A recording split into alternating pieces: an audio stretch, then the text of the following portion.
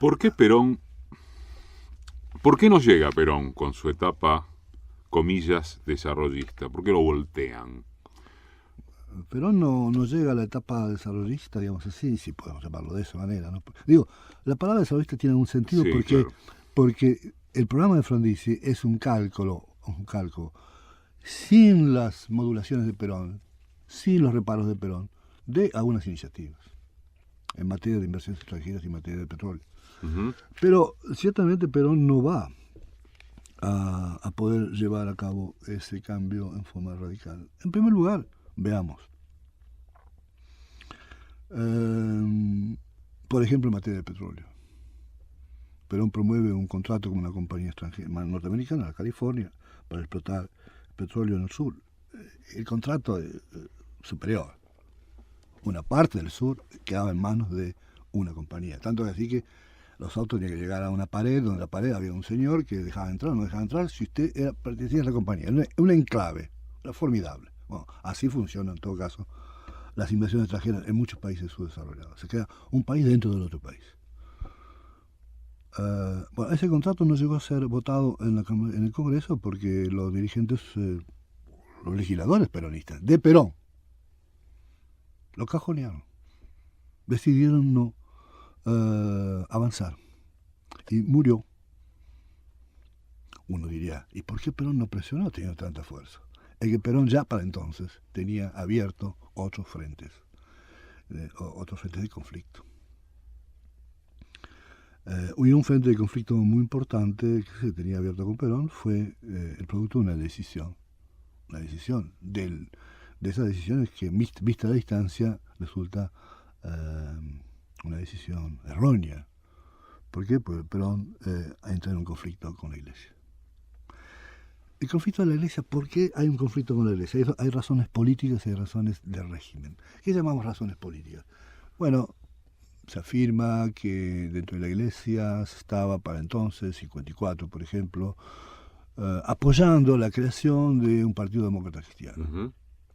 ¿Por qué un partido demócrata cristiano puede ser un peligro? Convengamos. Y que otra vez es Perón el que tiene una visión global. En el mundo, él mira el mundo, Perón mira el mundo de una atalaya que casi ninguno de sus contemporáneos la tiene. Él es un hombre del mundo.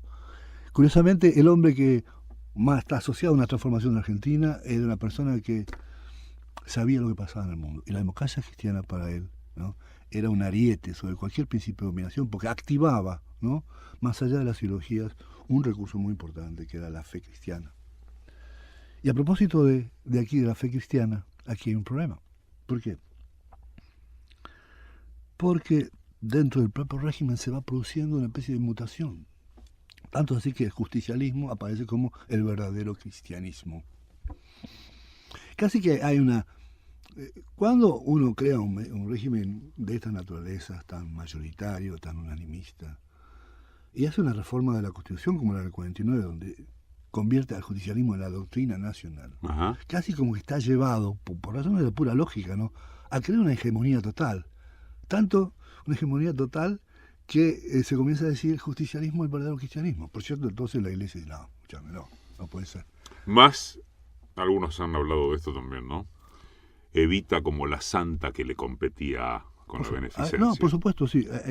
Armando, no solo el justicialismo, el verdadero cristianismo, sino en torno a él, ¿no?, el hada espiritual de la nación, ¿no?, la jefa espiritual de la nación, que de un modo u otro era muy transgresora desde el punto de vista de lo que podemos llamar la tradición católica. Entonces, hay un conflicto. Ese conflicto uno tiene que buscarlo en clave de economía.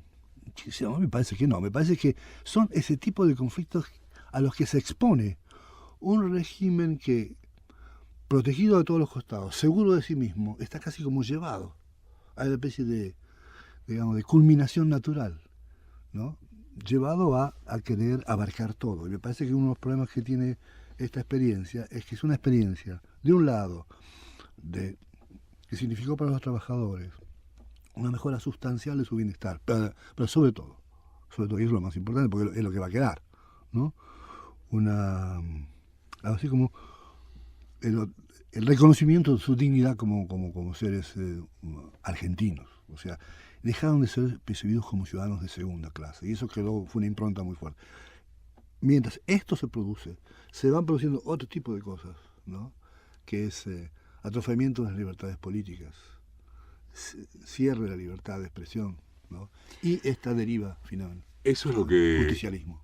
Sí, eso es lo que explica, porque tampoco se lo podría entender por el lado de la economía, la conformación del polo que termina tumbando o apoyando a la Libertadora que tumba a Perón, quiero decir, el Partido Comunista, los socialistas, los radicales.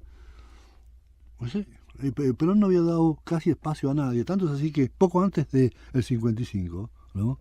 Y presionado porque ya la oposición se había atrevido y ocupaba las calles, liberaliza la vida pública y le otorga en el año 55, creo, por primera vez a la oposición el uso de la radio, el uso de la radio, no digo la televisión.